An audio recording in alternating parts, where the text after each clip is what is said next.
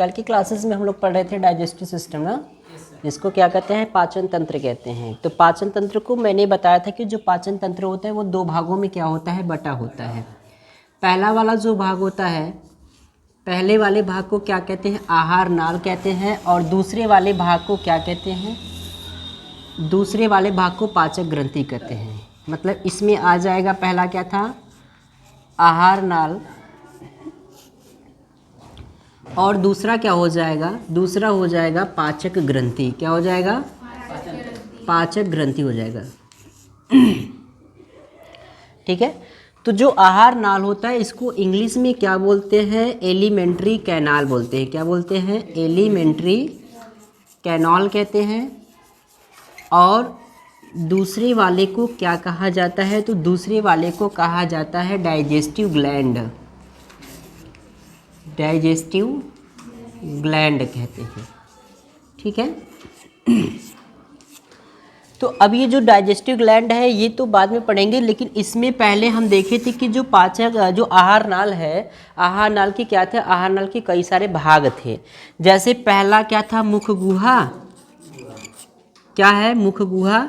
मुख गुहा के बारे में पिछले वाले क्लासेस में हम आपको बताए थे नहीं बताए थे। और दूसरा क्या हो जाएगा, दूसरा हो जाएगा ग्रसनी, और तीसरा हो जाएगा ग्रास नली। ठीक है। तो कल की क्लासेस में हम लोगों ने देखा था किसके बारे में, मुख गुहिका के बारे में। मुख गुहिका में तीन चीज़ पढ़े थे। क्या क्या, एक मुख गुहिका किसे कहते ये पढ़े थे, दूसरा क्या पढ़े थे, दूसरा क्या पढ़े थे, दांत के बारे में पढ़े थे, और जीभ के बारे में पढ़े थे। तो दांत और जीभ के बारे में हम लोगों ने एकदम अच्छे से क्लियर कर लिया था। ठीक है। लेकिन आज की क्लास में हम लोग देखेंगे ग्रसनी और ग्रासनली क्या है, और इसके बाद आता है आमाशय। क्या आता है, आमाशय आता है। तो चलिए स्टार्ट करते हैं किसके बारे में, ग्रसनी के बारे में। किसके बारे में, ग्रसनी के बारे में। तो जो ग्रसनी होता है, ग्रसनी को इंग्लिश में कहा जाता है फेरिंग्स। क्या कहते हैं, फेरिंग्स कहते हैं। तो ग्रसनी क्या है, तो बताएंगे कि यह आहार नाल का दूसरा भाग होता है। कौन सा भाग होता है, तो यह आहार नाल का दूसरा भाग होता है, जो किसके नीचे होता है, तो यह मुख गुहा के नीचे होता है। जब आप कल मुख गुहा का संरचना बनाए थे तो उसमें दिखाए थे कि नहीं दिखाए थे। तो ये जो ग्रसनी होता है, ग्रसनी में सबसे पहली बात क्या बताएंगे कि यह क्या होता है, यह आहार नाल का कौन सा भाग होता है, दूसरा भाग होता है। कौन सा भाग होता है, दूसरा भाग होता है, जो किसके नीचे का भाग होता है, जो मुख गुहा के नीचे वाला क्या होता है, तो मुख गुहा के नीचे वाला भाग होता है। दो बातें समझ में आ गया। पहला, यह आहार नाल का दूसरा भाग होता है, और दूसरा क्या हो जाएगा, जो किसके नीचे, जो मुख गुहा के क्या होता है, तो मुख गुहा के नीचे वाला क्या होता है, तो नीचे वाला भाग होता है। ठीक है। अब हम इसको लिखेंगे नहीं बोर्ड पर कि आप लोग उतारेंगे, समझ में आ रहा नहीं आ रहा है। इस प्रकार से मैं बोलता चला जा रहा हूँ, आप लोग क्या करेंगे, इसको लिख लेंगे। ठीक है। जैसे मैंने कहा ग्रसनी हेडिंग बनाओगे, तो ग्रसनी हेडिंग में लिखोगे कि यह आहार नाल का दूसरा भाग होता है, पहली बात। फिर क्या बताओगे कि यह मुख गुहा के कहाँ होता है, तो मुख गुहा के नीचे की तरफ क्या होता है, स्थित होता है। उसके बाद जो ग्रसनी होता है, ग्रसनी के ऊपर हम देखते हैं तो ग्रसनी के ऊपर क्या होता है, पत्ती जैसी संरचना दिखाई देती। कैसी संरचना, पत्ती जैसी क्या होती है, संरचना दिखाई देती है। और वो जो पत्ती जैसी संरचना होती है उसे क्या कहते हैं, एपीग्लॉटिस कहते हैं। क्या कहते हैं, एपीग्लॉटिस कहते हैं। लिख दें यहाँ पे, क्या लिख दें, एपीग्लॉटिस कहते हैं। और इसी को हिंदी में क्या कहते हैं, घाटी द्वार भी कहते हैं। क्या कह देंगे इसको, घाटी द्वार भी कह देंगे। समझ में आ रहा है कि नहीं आ रहा है। यह एपीग्लॉटिस क्या करती है, तो ये किस किस के छिद्रों को बंद कर देती है, मतलब श्वास नली और ग्रास नली, इन दोनों के छिद्रों को बंद करने का ये क्या करती है, कार्य करती है। समझ में आ गया। अब देखो पूरी बात फिर से एक बार समझ लीजिए, ग्रसनी होता क्या है। सबसे पहली बात है, ग्रसनी जो होता है यह आहार नाल का दूसरा भाग होता है, जो किसके नीचे, मुख गुहा के नीचे स्थित होता है। ग्रसनी में, ग्रसनी के ऊपर क्या होता है, तो ग्रसनी के ऊपर एक पत्ती जैसी संरचना पाई जाती है, जिसे क्या कहते हैं, एपीग्लॉटिस कहते हैं। और यह एपीग्लॉटिस क्या करती है, तो यह एपीग्लॉटिस ग्रास नली और श्वास नली के छिद्रों को क्या कर देती है, ढक देती है। और लास्ट पॉइंट में बताएंगे कि जो ग्रसनी होता है, यह श्वास नली और ग्रास नली दोनों का क्या होता है, सहमार्ग होता है। क्या होता है, दोनों का सहमार्ग होता है। समझ में आ गया ग्रसनी किसे कहते हैं? कोई दिक्कत यहाँ तक? एकदम बिल्कुल भी नहीं होना चाहिए। ग्रसनी में सिर्फ 4 बातें बतानी है। पहला बात क्या बताओ, ग्रसनी जो होता है यह कहाँ के नीचे, यानी यह आहार नाल का दूसरा भाग होता है। नहीं, आहार नाल का दूसरा भाग होता है जो किसके नीचे, जो मुख गुहा के नीचे वाला होता है, मुख गुहा के नीचे का भाग होता है। इसके ऊपर एक क्या होता है, एक पत्ती जैसी संरचना पाई जाती है जिसको क्या कहते हैं, घाटी द्वार या एपिग्लॉटिस कहते हैं। यह श्वास नली, मतलब श्वास नली और ग्रास नली के छिद्रों को क्या करती है, ढकने का कार्य करती है। ठीक, अब ये ग्रास नली और श्वास नली दोनों का क्या होता है, सहमार्ग होता है। ठीक है, मतलब हम लोगों ने मुख गुहिका के बारे में भी पढ़ लिया, ग्रसनी के बारे में भी पढ़ लिया। अब बात करेंगे किसकी, ग्रास नली के बारे में। इसको इरेज कर दे। अब बात करेंगे हम किसकी, ग्रास नली। तो ग्रास नली जो होता है इसको इंग्लिश में क्या कहते हैं, ओइसोफेगस कहते हैं। क्या कहते हैं, ओइसोफेगस कहते हैं। अब ये जो ग्रास नली होता है, अगर हम देखें तो यहाँ मान लेते कि यहाँ मैं सिस्टम बना रहा हूँ, डाइजेस्टिव सिस्टम। यहाँ पे देखिए, जैसे ये आपका रहा है ऐसे मुख, मुख के नीचे आओगे तो यहाँ मिलेगा आपको, वही मिल जाएगा ग्रसनी। ये ग्रसनी से होती हुई आएगा ग्रास नली। यहाँ से इस प्रकार से ऐसे अमाशय रहेगा, इस प्रकार से ऐसे, और इसमें इस प्रकार से ये कृत वगैरह रहता है। तो ये वाला पार्ट में पढ़ना है। ठीक है, कौन सा पार्ट, ये वाला। इस वाले पार्ट को क्या कहते हैं, ग्रास नली कहते हैं। क्या कहते हैं, ग्रास नली कहते हैं। इसको इंग्लिश में कहते हैं ओइसोफेगस। तो हम कह सकते हैं कि ये जो ग्रास नली होता है, ग्रास नली किसके नीचे वाला भाग होता है, तो ग्रसनी के नीचे वाला भाग होता है। किसके, ग्रास नली जो होता है यह ग्रसनी के नीचे वाला भाग होता है, जो एक कैसी पाइप की तरह संरचना में पाई जाती है। कैसी संरचना में, पाइप की संरचना में पाई जाती है। और इसमें भोजन का क्या होता है, ट्रांसपोर्ट होता है, अर्थात भोजन यहाँ से जाता है।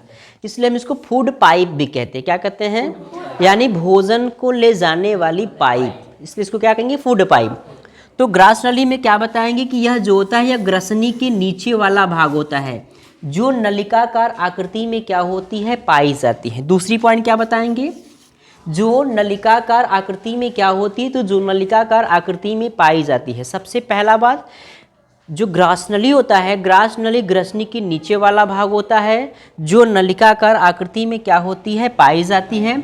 और तीसरी पॉइंट क्या बताएंगे, तीसरी पॉइंट बताएंगे कि इसकी जो लंबाई होती है वो लगभग कितना होता है, 10 से 12 सेमी होता है। कितना होता है, इसकी लंबाई 10 से 12 सेंटीमीटर होती है। और इसकी जो मोटाई, मतलब चौड़ाई जो होती है वो कितनी होती है, 2.5 सेमी होती है। ठीक है, मतलब ग्रास नली जो है, ग्रास नली का लंबाई 10 से 12 सेमी होती है और चौड़ाई कितनी होती है, 2.5 सेमी होती है। समझ में आ रहा है, नहीं आ रहा है?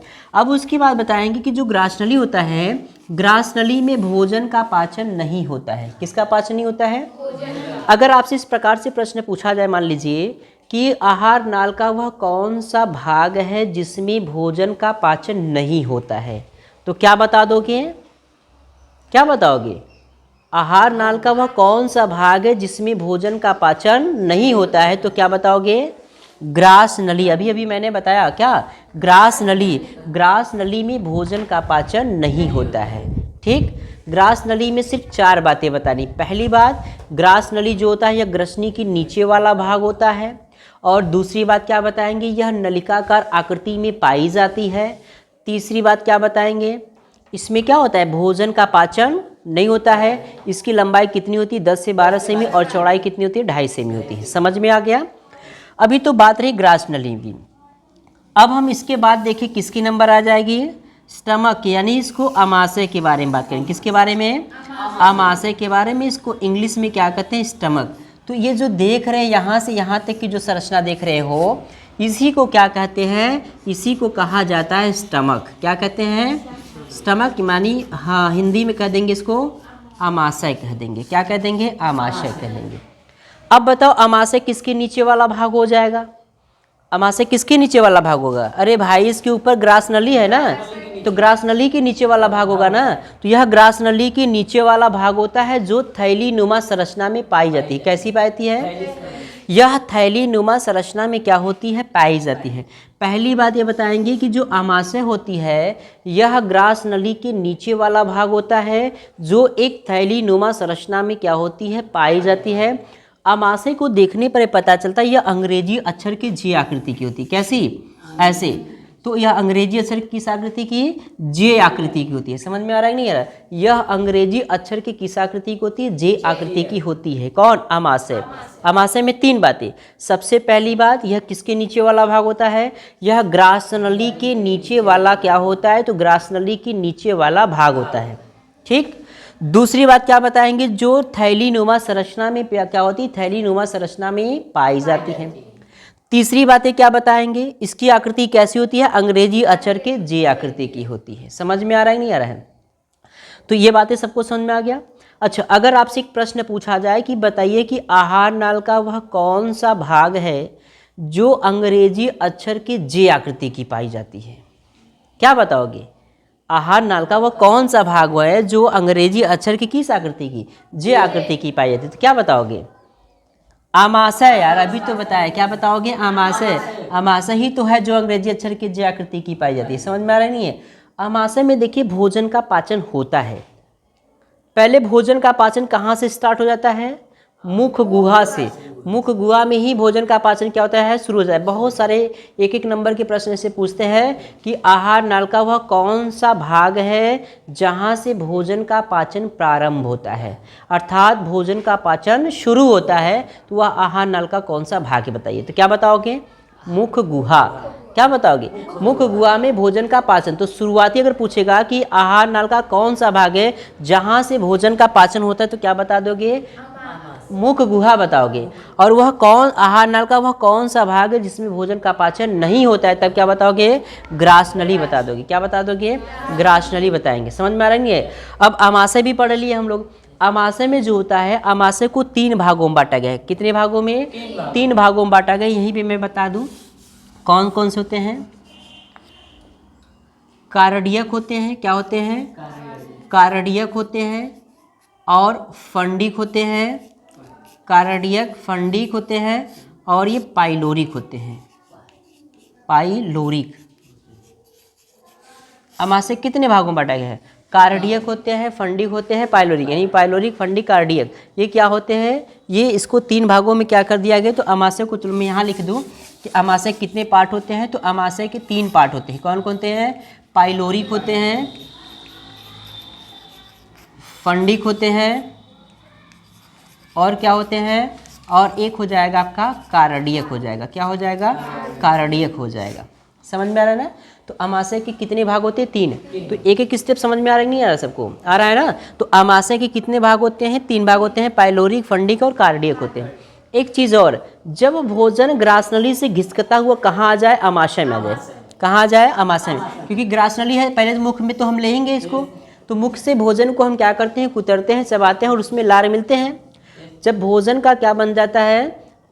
भोजन का लुई जैसा स्ट्रक्चर बन जाता है, मतलब लुगदी कह लीजिए, लेई जैसी सब संरचना बन जाती है, तो हम उसको निगल लेते हैं। तो जब निगलते तो ये हमारे ग्रासनी से होती हुई ग्रासनली में जाती है और ग्रासनली से होती हुई कहाँ प्रवेश करती है? आमाशय में। कहाँ आ जाती है? ये आमाशय में भोजन के कण क्या होते हैं? आ जाते हैं। तो जब आमाशय में भोजन के कण आ जाते हैं तो आमाशय में पाया जाता है क्या चीज़? जठर ग्रंथि पाया जाता है। क्या पाता है? जठर ग्रंथि पाई जाती है और उस जठर ग्रंथि में पाया जाता है जठर रस या पाचक रस। तो आमाशय में लगभग 3.5 करोड़, कितने? 3.5 करोड़ क्या पाए जाते हैं? तो 3.5 करोड़ जठर ग्रंथि पाई जाती है। क्या पाई जाती है? जठर ग्रंथियाँ पाई जाती है। और इन जठर ग्रंथियों से क्या निकलता है? जठर रस निकलता है। जठर रस निकलेगा, या इसी को क्या कहते हैं? पाचक रस कहते हैं। क्या कहते हैं? पाचक रस कहते हैं। ठीक है? तो जठर रस या जठर ग्रंथि जो होता है, जठर रस या पाचक रस जो होता है, यह भोजन को पचाने में क्या करती है? सहायता करती है। क्या करती है? यह भोजन को पचाने में सहायता करती है। कौन? और ये जठर रस कब निकलेगा? देखिए अब ध्यान दीजिएगा। अब हम बताएं अगर आमाशय की बात, तो सबसे पहले भोजन कहाँ आएगा? मुख गुहा से कहाँ आएगा? चलिए देखिए, पहले आएगा भोजन मुख में जाएगा, तो मुख से भोजन जाएगा ग्रसनी से होते हुए कहाँ जाएगा? ग्रसनी से होते हुए जाएगा ग्रास नली में। कहाँ जाएगा? ग्रास नली में जाएगा। और ग्रास नली से जो भोजन है, ग्रास नली से भोजन आता है आमाशय में। कहाँ आता है? आमाशय में आता है। अब देखिए यहाँ से बात स्टार्ट होगी। आमाशय में भोजन आ गया तो मैंने बताया कि आमाशय में पाया जाता है जठर ग्रंथि या जठर ग्रंथियाँ पाते हैं। क्या पाते हैं? आमाशय में जठर ग्रंथियाँ पाता है और जठर ग्रंथियों से क्या निकलता है? जठर रस या पाचक रस निकलते हैं जो भोजन को पचाने में सहायता करते हैं। तो उन जठर ग्रंथियों से जठर रस या पाचक रस जो होता है वो कब निकलेगा? जब भोजन ग्रास नली से होते हुए आमाशय में आएगा, उसी समय आमाशय से क्या होता है? गैस्ट्रिन नामक हार्मोन्स निकलता है। कौन निकलता है? गैस्ट्रिन। तो गैस्ट्रिन नामक जो हार्मोन्स है, यह गैस्ट्रिन नामक हार्मोन्स निकलता है और यह आमाशय के कहाँ चला जाता है? जठर ग्रंथियों के पास। कहाँ? यह जठर ग्रंथियों के पास चला जाता है। और जब ये जठर ग्रंथियों के पास कौन आएगा? ये गैस्ट्रिन नामक हार्मोन्स। तो गैस्ट्रिन नामक हार्मोन्स जठर ग्रंथियों के पास चला जाता है और उन्हें जाकर के उत्तेजित करता है, उन्हें जाकर के प्रेरित करता है कि अब भोजन आमाशय में आ गया है, अपने जठर ग्रंथियों से क्या निकालो? जठर रस निकालो। क्या निकालो? जठर रस, या फिर इसी को क्या कहेंगे? पाचक रस। ठीक। तब आमाशय जो होता है, आमाशय निम्न प्रकार के पाचक रस या जठर रस निकालता है जो भोजन को पचाने में क्या करती है? सहायता करती है। ठीक। फिर से सुनिए, जैसे हमने मुख में भोजन लिया, मुख से भोजन ग्रास नली से होते हुए आमाशय में जाएगा। तो जैसे ही भोजन आमाशय में जाता है उसी समय एक गैस्ट्रिन नामक हार्मोन्स निकलता है। वह जठर ग्रंथियों को जाकर के प्रेरित करता है, उन्हें उत्तेजित करता है कि भोजन आमाशय में आ गया है, अब इसको क्या करो? इसको पचाओ। तो जब ये जठर ग्रंथियों को प्रेरित करता है, किस लिए? जठर रस या पाचक रस निकालने के लिए। तब जठर ग्रंथियों से जठर रस या पाचक रस निकलता है जो भोजन को पचाने में क्या करते हैं? सहायता करते हैं। ठीक है। तो जठर रस या पाचक रस जो निकलते हैं वो कौन कौन से निकलते हैं? वह निम्नलिखित प्रकार के निकलते हैं। जैसे पेप्सिन है, क्या हो जाएगा? पेप्सिन हो जाएगा। दूसरा हो जाएगा रेनिन हो जाएगा, पेप्सिन रेनिन। तीसरा हो जाएगा एमाइलेज। क्या हो जाएगा? एमाइलेज। और क्या हो जाएगा? चौथा लाइपेज। क्या हो जाएगा? लाइपेज। ये सब क्या है? ये सब के सब पाचक रस है। क्या है? ये सब पाचक रस का मतलब भोजन को पचाने वाले एंजाइम के लिए भोजन को पचाने वाले रस ये सब हैं। ठीक है। तो ये सब कहाँ से निकलते हैं? जठर रस या जठर ग्रंथियों से निकलते हैं। और जठर ग्रंथियों से कब निकलेंगे? जब आमाशय में भोजन आएगा।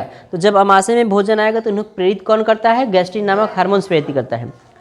अब ये जो पेप्सिन होता है, पेप्सिन किस चीज़ को पचाता है? तो क्योंकि हम भोजन जब करते हैं तो भोजन एक ही प्रकार का नहीं करते हैं, उसमें हम कार्बोहाइड्रेट को लेते हैं, प्रोटीन को लेते हैं, विटामिन को लेते हैं, वसा को लेते हैं, जल को लेते हैं। तो अलग अलग प्रकार की चीज़ों को हम लेते हैं। तो ये प्रोटीन को पचाता है। किसको पचाता है? ये प्रोटीन को पचाता है, ये दूध। और ये कार्बोहाइड्रेट को पचाता है। और ये किसको पचाएगा? ये वसा को पचाता है। समझ में आ रहा है नहीं आ रहा है? मतलब जब ये पाचक रस निकलती है तो पेप्सिन जो होता है ये भोजन में उपस्थित प्रोटीन को क्या करता है? डाइजेस्ट करता है। और ये रेनिन दूध को पचाता है, एमाइलेज होता है कार्बोहाइड्रेट को, और लाइपेज जो होता है ये वसा का क्या करता है? पाचन करता है। इस प्रकार से भोजन जो होता है आमाशय में लगभग 4 से 5 घंटे तक रहता है और उसमें भोजन पचाने की प्रक्रिया स्टार्ट रहती है, जो पाचक रस निकल करके भोजन को क्या करते हैं? पचाते रहते हैं। और जब भोजन यहाँ भी आमाशय में भोजन का पूर्ण से पाचन नहीं होता है, अब वहाँ से भोजन आमाशय से घिसकता हुआ आएगा, किसमें? ग्रहणी में आएगा ना। ग्रास नली बताएंगे कि यह देखिए, अब इसी बहाने आप क्या करेंगे? लिख भी लीजिएगा। ठीक है। जब मैं बोलूँगा तो क्या कर लीजिएगा आप लोग? लिख लिए, समझ लेंगे तो लिख लेंगे। अब समझिए, पॉइंट के रूप में बता रहा हूँ। सबसे पहले हमने देखा कि जो आमाशय ग्रास नली की बात कर रहे थे। ग्रास नली जो होता है यह ग्रसनी के नीचे वाला भाग होता है। किसके नीचे वाला? पहले ग्रसनी पढ़ा है ना, तो पहले ग्रसनी के बारे में बताया ना। ग्रसनी के बारे में बताया कि नहीं बताया? बताया नहीं, इसी बताया ना। हाँ, ग्रसनी बताया है। तो जो ग्रसनी में बताएंगे, ग्रसनी जो होता है यह क्या होता है? यह आहार नाल का क्या होता है? दूसरा भाग होता है, जो मुख गुहा के नीचे वाला भाग होता है। ग्रसनी जो होता है यह क्या करता है? तो यह श्वास नली और ग्रास नली का सहमार्ग होता है। इसके ऊपर क्या होता है? एक पत्ती जैसा रचना पाया, जिन्हें क्या कहते हैं? घाटी द्वार या एपिग्लॉटिस कहते हैं, जो क्या करती हैं? ग्रास नली यानी भोजन करते समय ये क्या करती है, श्वास नली को छिद्र को बंद कर देती है, यानी ग्रास नली श्वास नली का समार्ग होती है। फिर रीडिंग बाय ग्रास नली। ग्रास नली में बताया कि क्या होता है, आहार नाल में कौन सा पार्ट होता है, तीसरा भाग होता है जो ग्रसनी के नीचे वाला भाग होता है। ठीक है, ये एक नलिकाकार आकृति में क्या होती पाई जाती है। इसमें भोजन का पाचन नहीं होता है और क्या होता है, इसकी लंबाई कितनी होती है, 10 से 12 सेमी होती है और चौड़ाई जो होती है 2.5 सेमी होती है। ठीक है, फिर उसके बाद हेडिंग क्या बनाए, अमाशय। अमाशय में क्या लिखेंगे, अमाशय जो होता है यह ग्रास नली के नीचे वाला भाग होता है जो एक थैली नुमा संरचना में पाई जाती है। कैसी, थैली नुमा संरचना में क्या होती है, पाई जाती है। यह अंग्रेजी अक्षर के जे आकृति की होती है। कैसी होती है, अंग्रेजी अक्षर के जे आकृति की होती है। अब उसके बाद बताएंगे इसमें भोजन का पाचन होता है। इसमें क्या पाया जाता है, इसमें पाया जाता है जठर ग्रंथियाँ। जठर ग्रंथियों की संख्या कितनी होती है, 3.5 करोड़ होती है। जैसे ही भोजन अमाशय में आता है उसी समय एक गैस्ट्रिन नामक हार्मोन्स निकलता है। वह हार्मोन्स क्या करती है, वह हार्मोन्स होता है वो अमाशय में जाके गैस्ट्रिक मतलब जो ग्रंथियां हैं, जठर ग्रंथियां, उन्हें उत्तेजित करती है और ये पाचक रस निकालता है जो भोजन को पचाने में सहायता करते हैं। तो पाचक रस जो होता है वो निम्नलिखित प्रकार के होते हैं, जैसे पेप्सिन है जो प्रोटीन को पचाता है, रेनिन जो है दूध को पचाता है, एमाइलेज कार्बोहाइड्रेट, लाइपेज वसा को। तो समझ में आ गया, किसी को कोई डाउट है यहाँ पे, एकदम अच्छे से समझ में आ गया। कोई कुछ पूछना है इसमें तो पूछ लो।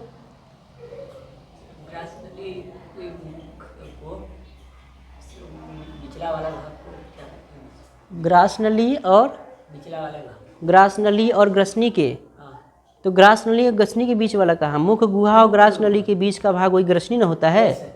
जो मुख गुहा है और इधर क्या है, ग्रास नली। तो मुख गुहा और ग्रास नली के जो मध्य वाला भाग होता है उसको क्या कहते हैं, ग्रसनी कहते हैं। ठीक है, वो उसके बीच में कुछ होता ही नहीं है। आप पूछ रहे ग्रसनी और ग्रास नली के मध्य वाला, तो उसके मध्य में कुछ भी भाग नहीं होता है। मुख गुहा और ग्रास नली के मध्य में वो ग्रसनी होता है। ठीक है, जहाँ से ग्रास नली जुड़ा होता है ना वहाँ से एक नली और लगी रहती है जिसको ट्रैकिया कहते हैं। ठीक है, यानी श्वास नली कहते हैं, 2 नली वहाँ पे लगी होती है। तो वो हम श्वसन तंत्र में उसको बताएंगे। फिलहाल इतना समझ में आया कि नहीं आया, कोई दिक्कत यहाँ तक। अब हम लोग अगले दिन क्या करेंगे, अगले दिन इसके बारे में पढ़ेंगे, आंतों के बारे में, इंटेस्टाइन के बारे में पढ़ेंगे। ठीक, समझे।